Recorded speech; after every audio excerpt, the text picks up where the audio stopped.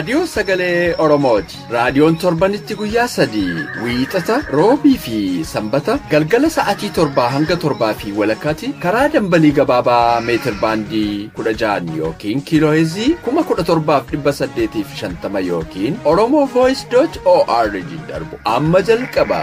Kun raadiyoo sagalee Oromooti.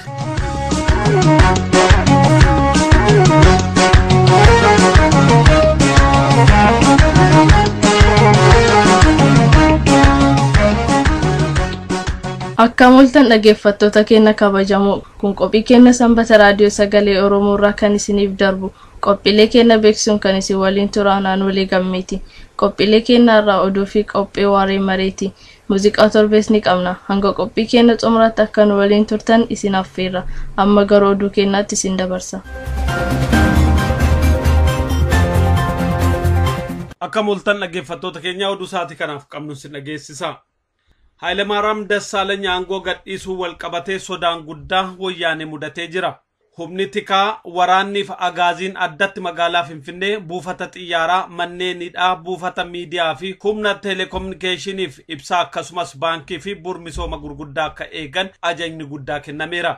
Humni qilleensaa biyyattis of eeggannaa addaa akka fudhatu itti himameera. Raayyaa wayyaanee kun Oromiyaa dhiyaa keessaa Amboo, Naqamtee, Gimbii, Najjoo, Mandii keessas buufatee akka jiru beekameera. Kanaan duras Dambidolloo fi Beegii keessa buufatanii akka turan kan beekamu. Yeroo ammaa kana murtii fi ajaja kan kennan garee Command Postii kan Geetaachoo Asaffaa fi Saamoraa Yunus akkasumas hooggantoota lammii Tigraay 6 ta'aniin hoogganamuudha. Sochiin kamiyyuu yoo mul'ate waraanni biyyattii tarkaanfii akka fudhatus ajaji darbee jira. Yeroo ammaa kanatti bakkoota murteessaa ta'anitti waraanni ergama akka jiranis beekameera. Gara daangaarrattis waraanni gurguddaa akka ramadamu kan godhame yoo ta'u, yeroo ammaa kana wanti hundumtuu lammii Tigraayin ala saboota addaatti ifatti akka hin himamne godhamee jira. Gama kaaniin aangoo kan gadhiisan Hayilemaariyaam Dassaalany fedhiin otoo hin taane qorannoo jabaa irratti gaggeeffameen ta'uun beekameera. Qorannoo muddaa gaggeeffame irratti Hayilemaariyaam Dassaalany hojii ministeera muummee sirnaan gaggeessaa kan jirre irratti walii galame. Sababa kanaan Hayilemaariyaam Dassaalany aariidhaan akka tarkaanfii kana fudhates beekameera. Hayilemaariyaamiin hedduu kan muddan lammiiwwan Tigraay yoo ta'an keessaayyuu yeroo balaan biyyattii mudatee jirutti Hayilemaariyaam addatti lammii Tigraayiif ilaalchaaf eegumsan goone kan jedhu qeeqarratti dhiyeessaniiru. Hayilemaariyaam gama isaatiin akka himatetti yeroo garaagaraatti odeeffannoon qajeelaa akka isaaf kennamu dhiyeessuudhaan qaamoti sadarkaa adda addaatti jiran keessaayyuu warri tikaa fi waraanaa odeeffannoo waan isa dhorkataniif hojii dhiisee taa'aa turuusaa ibseera. Kanatti fufuudhaanis dhumarratti akka hojii kana gadhiisu waliigaluudhaan miidiyaatti immoo yeroo dhiyaatu akka fedhiin gadhiisetti akka himatu godhame. Yeroo ammaa kana waajjirri muummicha ministeeraa eegumsa addaa jala akka galee fi hojiin hojjetamu hundumtuu Hayilemaariyaam irraa fuudhamee karaa Command Post akka hojjetamu odeessi biyyarraa nu ga'e hubachiiseera. Kun kanaan otoo jiru aangoo gadhiisuu Hayilemaariyaam Dassaalanyiin kan walqabate gammachuun bakka adda addaatti ibsamaa jira. Ummati keessumaa Oromiyaa bakka garaagaraa jiran akka ibsanitti Hayilemaariyaam Dassaalany gaaddisa wayyaanee ta'uun miidhaa Oromoo irratti geessisuudhaan yaadatama jedhaniiru. Warri yaadanuu kennan akka ibsanitti Hayilemaariyaam Dassaalany waan Oromoof buusee ijaan qabneef aangoo gadhiisuusaa gammachuun simanna jedhan. Qeerroon bakka adda addaatti hiriira bahee gammachuusaa ibsachaa akka jiru hubatamee jira. Akkasumas warri kaanis aangoo gadhiisanii mootummaan Oromoo akka dhaabbatu fedhii isaanii ibsaniiru. Bifa gammachuu ta'ee fi akkasumas kanaafis nurraa haa deemu kan jedhuun hiriira bahanii socho'aa turani. Namni miidhames hin jiru, qaamni qabeenya balleesses hin jiru, namni bifuma gammachuutiin ibsataa ture. Gama kaanii wayyaaneen guyyaa kaleessaa labsii yeroo muddamaa labsitee jirti. Akka oduun nu ga'e hubachiisutti labsii yeroo muddamaa kun kan labsame walga'ii hatattamaa caffee ministeerotaa guraandhala 16 bara 2018 gaggeesseeni. Haa ta'uti keessa beektonni akka jedhanitti labsiin kun dhiibbaa wayyaaneen gooteen malee sirnaan irratti mari'atamee miti. Labsii yeroo muddamaa kun guyyaa kaleessaa irraa eegalee hojiirra oolee jira. Garuu yeroo hagamiif akka turun beekamne. Guyyaa irraa odeessi ba'aa jiru akka ibsutti immoo labsiin kun ji'a 3f akka turu mul'isa. Akka heera biyyaatti labsii yeroo muddamaa raggaasifamuuf miseensota paarlaamaa 547 jiran keessaa eeyyama kan namoota 365 argachuu qaba. Manni Shaashamannee guyyaa kaleessaa ganama akka gubate beekameera. balaa kanaanis lubbuun namoota lamaa darbee jira. Jiraattonni akka nuuf ibsanitti balaan ibiddaa kun jimaata ganama qaaman beekamneen qabsiifame. Ganama keessas gara sa'aatii 11:10 balaan ibiddaa dhaqqabeen hidhamtoonni kan dhayamanii miidhamanis jiranii kan du'anis jiran. Balaa kanaan kan wal qabatee lubbuun namoota lamaa kan darbee yoo ta'u kanneen keessaa tokko hidhama akka ta'e beekameera. Kan madaayanis akka jiran oduun nu ga'e kun hubachiiseera. Manni gubate kun kan namoota 1,200 qabatu akka ta'e oduun kun dabalee hubachiiseera. Haaluma wal fakkaatuun Arsii magaalaa Itayyaa keessatti haleellaa raawwatamee lubbuun dargaggoota lamaa darbe. Balaan kun akka dhaqqabu shira kan shiran humnootaa fi deeggartoota mootummaa wayyaanee akka ta'e hubatameera. Akka maddeen keenya himanitti balaan kun dargaggoota qabsoo Oromoo deeggaranii fi kanneen hidhaarraa ba'an simachuuf adeeman gufachiisuuf kan qindeeffame ture. Balaa kanaan namooti 2 lubbuu isaanii kan dhaban yoo ta'u namooti gara 30 ta'an immoo madoo akka ta'an hubatameera. Kana malees namooti konkolaataa 58 namoota hidhaadhaa ba'an simachuudhaaf deemaa turan akka gufatan hubatameera. Oduun amma nu ga'e akka ibsutti immoo mootummaan Ameerikaa Itoophiyaa keessatti sochii godhamu hunda akka of eeggannoon ilaalamuu dhaamsa dabarseera. Qaamonni sochii Itoophiyaa keessatti godhanis Finfinneedhaa ala akka hin baane akeekkachiiseera. Yeroo mara Itoophiyaa keessatti nagaan battalatti jeeqamuu fi rakkoon uumamuu waan maluuf of eeggannoon akka socho'anis mootummaan Ameerikaa lammiilee isaa akeekkachiisee jira. Muummeen ministeera duraaniif hoogganaan paartii mormituu Zimbabwee Morgan Shangarai Afrikaa kibbaatti lubbuun isaanii darbe. Morgan Shangarai umurii isaanii 65ffaatti kan boqotan. Kaansariidhaan dhibamanii wal'aanamaa akka turanis oduun ba'ee hubachiiseera. Morgan Shangarai siyaasa Zimbabwee keessatti pirezidaantii biyyattii duraanii Robert Mugabe mormuudhaan deeggarsa cimaa uummatarraa nama qaban turan. Pirezidaantiin Afrikaa kibbaa Jaaqoob Zuumaan taayitaa gadhiisan. Zuumaan aangoo kan gadhiisan paartii isaanii koongireensii biyyaalessaa Afrikaarraa dhiibbaa isaan irratti dhufeeni. Pirezidaantichi murtee paartii isaanii waliigaluu baatanis televezyiinii biyyattii irratti dhiyaatanii taayitaa gadhiisuuf akka waliigalan ibsa godhaniiru. Sababii isaaniitiinis namni akka du'uu fi paartiin isaanii akka fottoqu akka hin barbaanne himanii jiran. Miseensa amanamaa paartii isaanii ta'anii akka itti fufanis haasaa isaanii kana keessatti eeranii jiran. Zuumaan bara faranjoota 2009 irraa kaasee taayitaarra akka turan kan beekamu. Yeroo hedduus maqaan isaanii irra deddeebi'amee waa'ee malaammaltummaan ka'aa akka ture kan beekamu. Oduun isaatii kanaaf qabnu kanumaa qophii keenya fi waliin nagaan nu tura.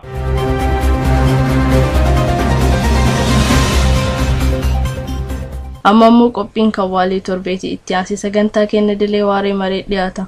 Amma gara muuziqaatti sin dabarsa.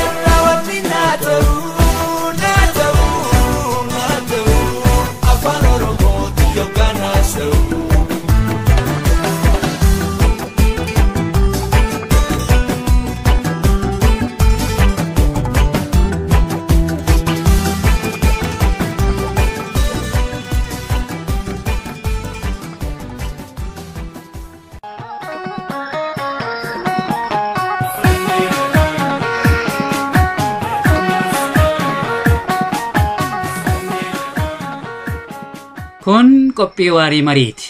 Qophiin kun torbanitti sanbata galgala yeroo kana dhiyaata.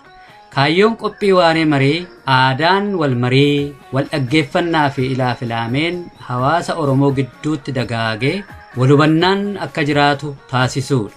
Qophii waarii marii.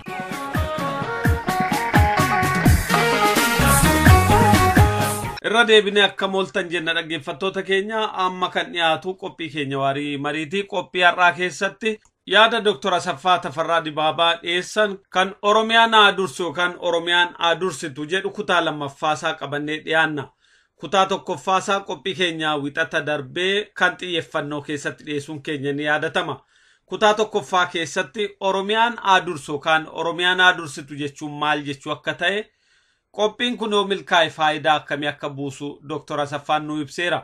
Kutaa lammaffaas qabannee dhiyaanneerra kunooti. Namni wal caala sababa adda addaatiin deemuu danda'a yookaan dhiibamee ta'uu danda'a yookaan agartee dirqamee ta'uu danda'a yookaan wal ilaalee ta'uu danda'a yookaan dhugumaattuu faayidaa muudamuu fedhee ta'uu danda'a yookaan immoo lafa harka jirtu of harkatti hambifachuutiif ta'uu danda'a.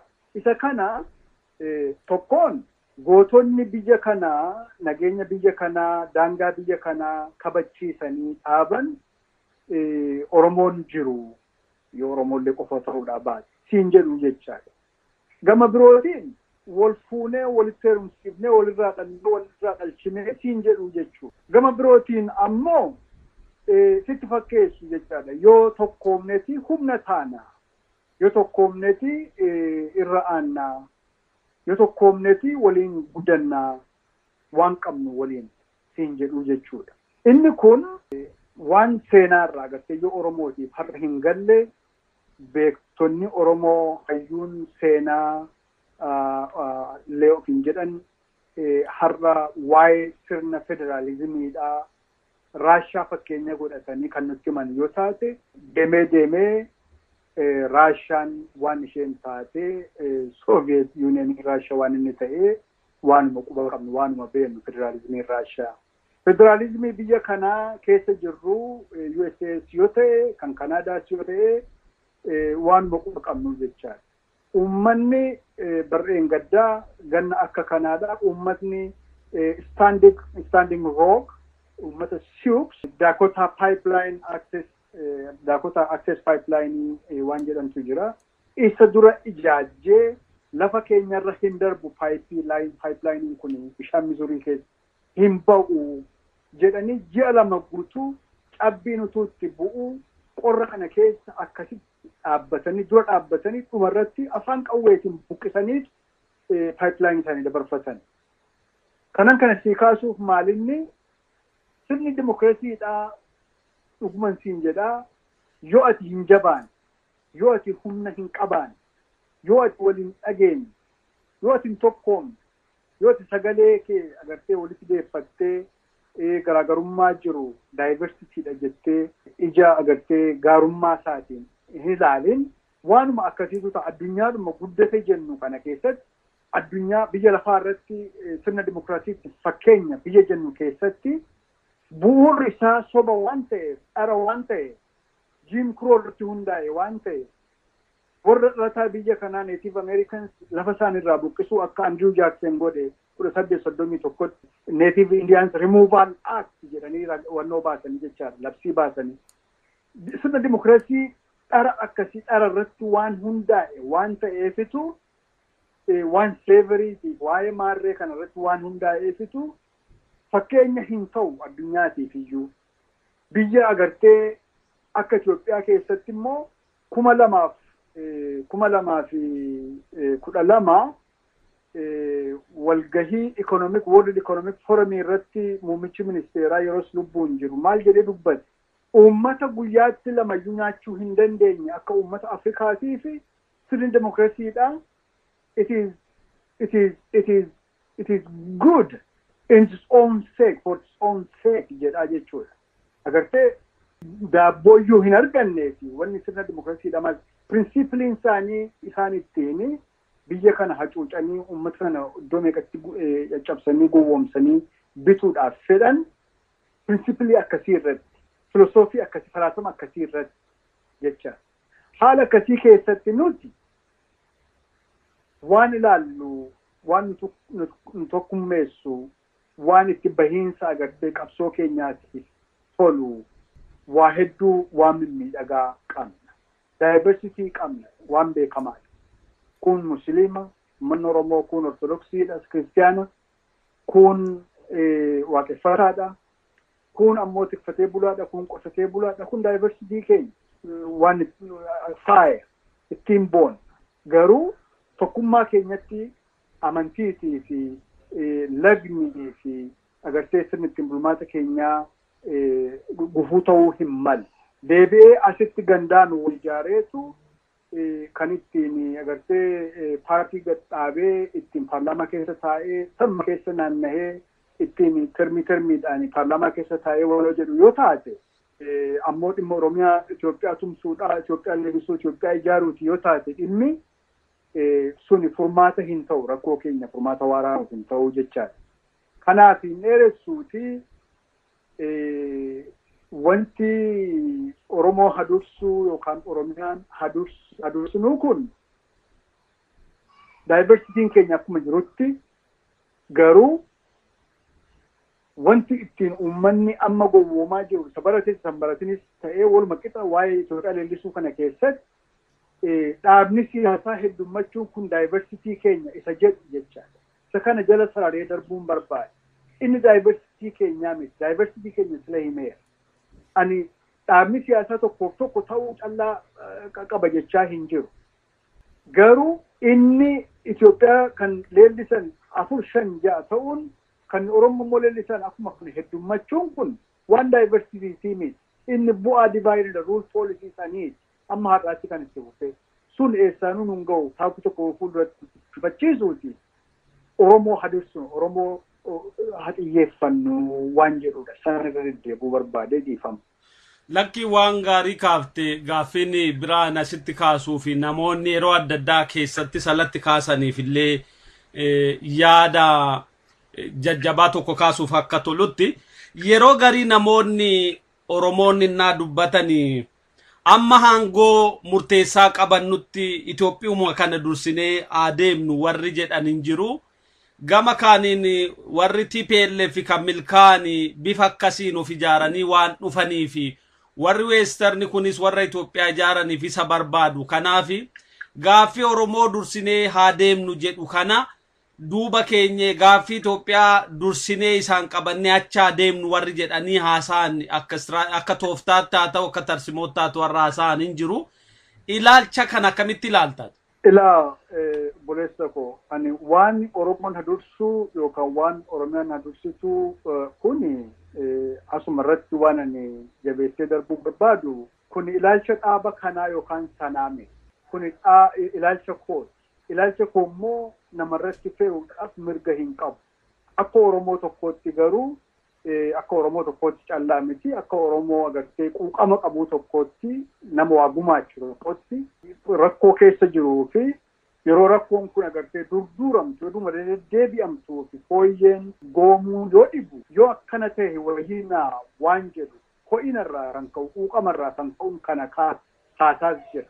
Isa kana irratti hirmaachuun nama Oromoo ofiin jedhu tokkoon yaadaan ilaalchaan agartee quuqama qabu ho'ina qabuun Oromoodha namni ofiin jedhu tokko dhuguma an Oromoodha eega ofiin jedhe dursee kan ittaanuu qabu loojikali Itoophiyaan hadursitu hin taane Oromiyaan hadursitu dantaan Oromoo hadursuudha.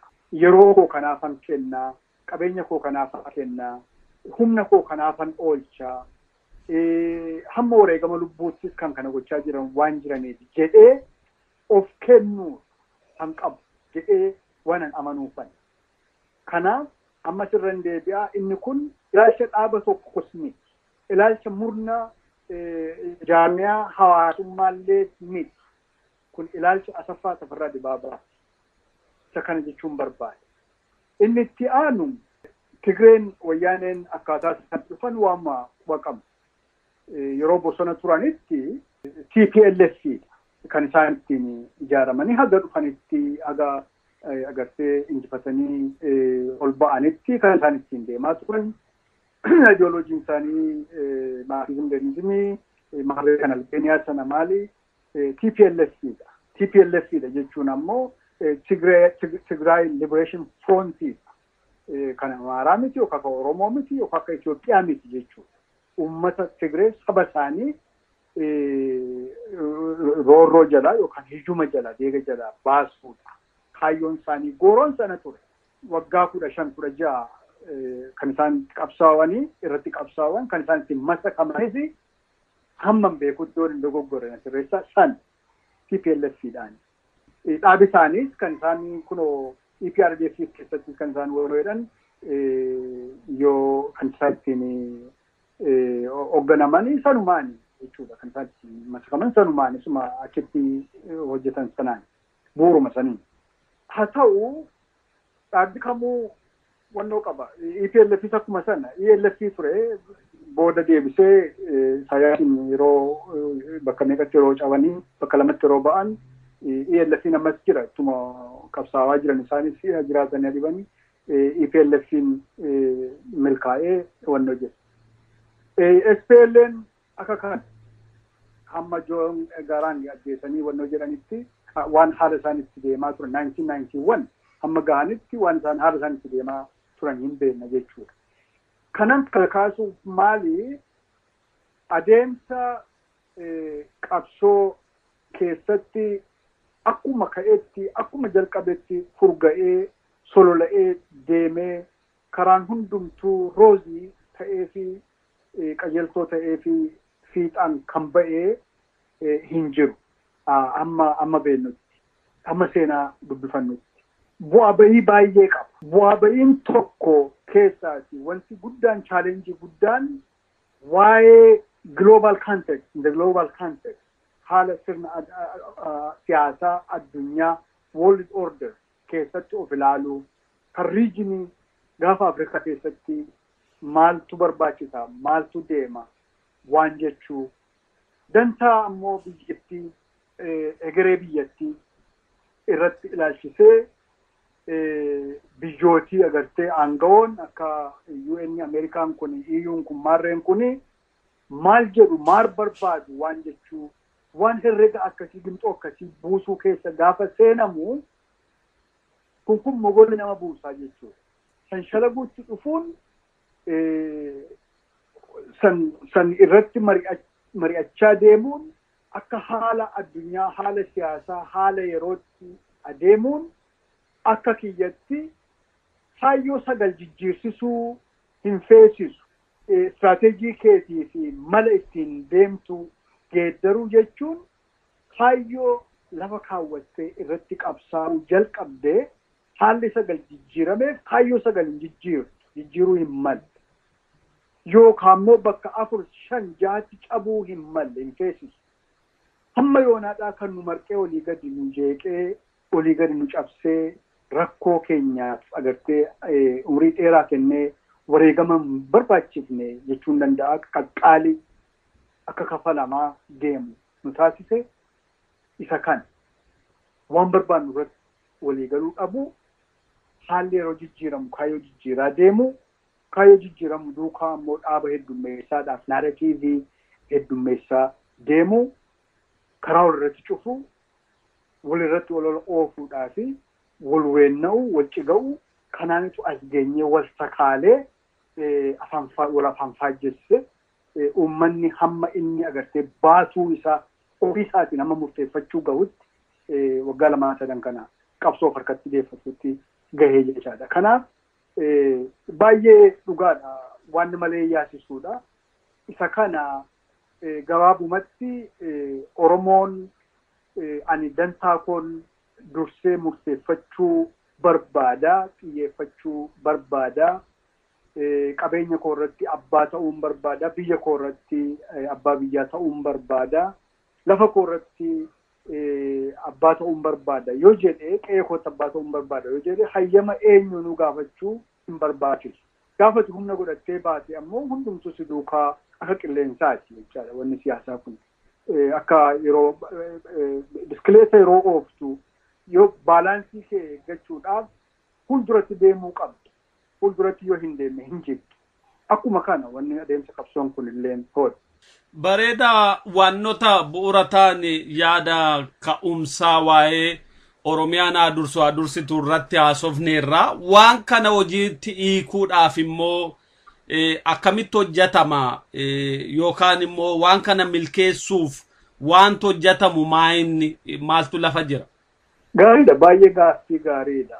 Akkuma kaafne marsariitii adda addaa miidiyaa adda addaa irratti maaliin akka oofamaa jiru waan muka qabnu dhaabni siyaasaa hedduu jira.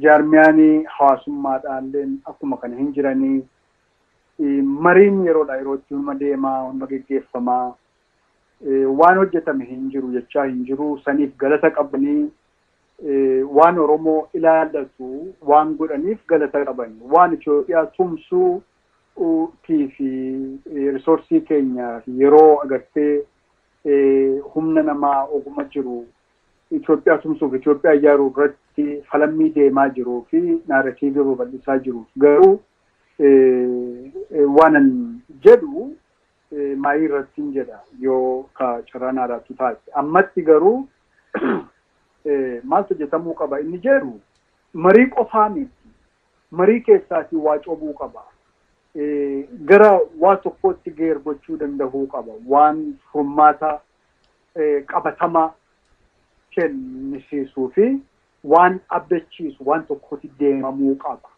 Mariin kun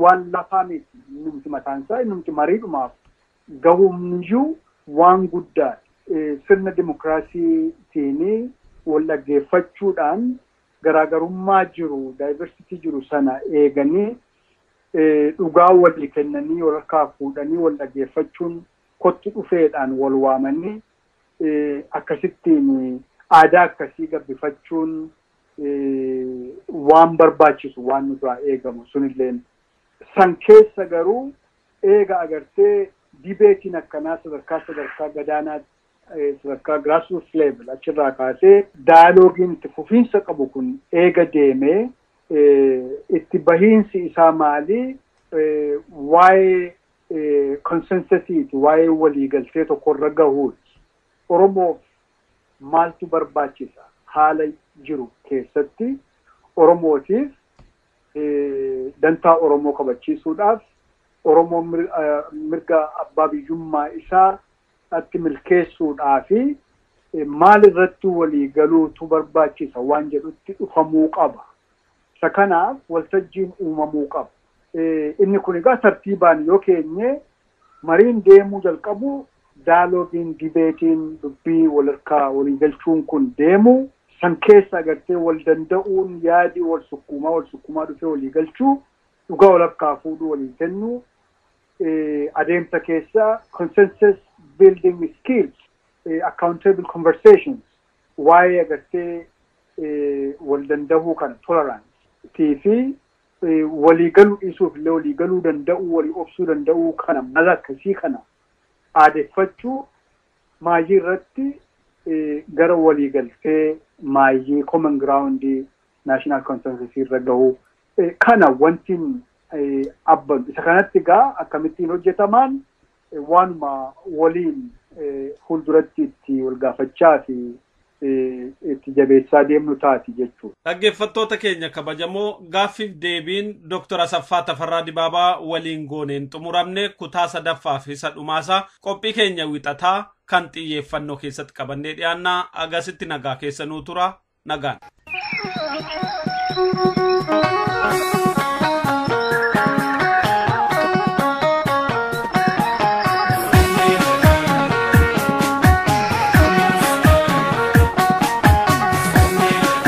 hanga yoonaatti kan caqasaa turtan reediyoo sagalee Oromoo dambalii gabaabaa isinii darbaa ture.